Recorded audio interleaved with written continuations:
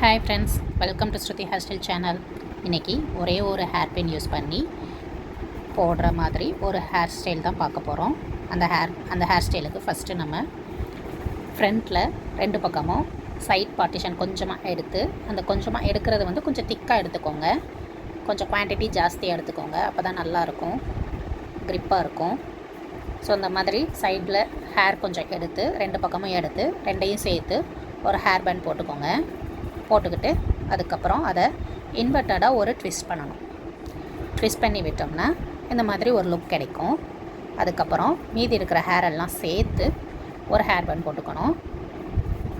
போட்டுட்டு அந்த மீதி இருக்கிற ஹேரை ரெண்டாக பிரிக்கணும்.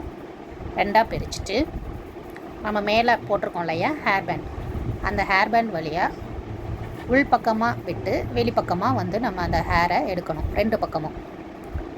ஸோ அந்த ஹேர் பேண்டை அந்த போனிடெயிலை ரெண்டாக பிரித்து நம்ம இந்த பக்கம் கொஞ்சம், இந்த பக்கம் கொஞ்சம், ரைட் சைடு கொஞ்சம், லெஃப்ட் சைடு கொஞ்சம் உள் பக்கமாக விட்டு வெளிப்பக்கமாக எடுத்து விட்டுறணும். எடுத்து விட்டுட்டு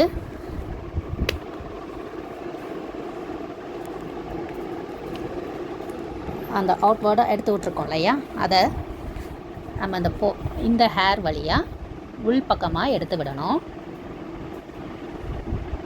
ரெண்டு பக்கமும் அதே மாதிரி உள் பக்கமாக எடுத்து விட்டுட்டா இந்த ஹேரும் ஒன்றா சேர்ந்து இந்த மாதிரி ஒரு லுக் கிடைக்கும். அதுக்கப்புறம் என்ன பண்ணணும்னா நல்லா டைட்டாக இழுத்து விட்டுட்டு அந்த ஹேரை எல்லாம் சேர்த்து ஒரு ரப்பர் பேண்ட் போட்டுக்கோங்க. போட்டுட்டு கொஞ்சம் கீழே இறக்கி இன்னொரு ரப்பர் பேண்ட் போட்டு இந்த ஹேரை சென்டராக வந்து ஒரு ட்விஸ்ட் பண்ணி விடணும். சென்டராக பிரித்து ஒரு ட்விஸ்ட் பண்ணி விட்டுட்டு ட்விஸ்ட் பண்ணி விட்டால் இந்த மாதிரி ஒரு லுக் கிடைக்கும். அதை வந்து அந்த ஹேரை அப்படியே மேல் வழியாக அதை நம்ம மேலே ஒரு ஹேர் பேண்ட் போட்டிருக்கோம் இல்லையா, அதுக்குள்ளே வந்து இந்த ஹேரெல்லாம் விட்டுறணும். ஸோ அது உள்ளே வந்து கேப் இருக்கும், ஒரு பர்ஸ் மாதிரி யூஸ் ஆகுன்னு வைங்களேன். ஸோ அதுக்குள்ளே நம்ம மீதி இருக்கிற எல்லா ஹேரையும் விட்டுறணும். விட்டுட்டு ஒரே ஒரு கொண்ட ஊசி குத்துனா போதும். இந்த ஹேர் ஸ்டைலுக்கு வேறு எந்த பின்னும் தேவையில்லை, அது அழகாக க்ரிப் பண்ணி நிற்கும். ஸோ இந்த மாதிரி ஒரு அழகான லுக் கிடைக்கும். இதை நம்ம எந்த ஃபங்க்ஷனுக்கும் சரி, ஆஃபீஸ்க்கும் சரி போட்டுட்டு போகலாம். ரொம்ப ஈஸியாக, ரொம்ப குயிக்காக போட்டுடலாம்.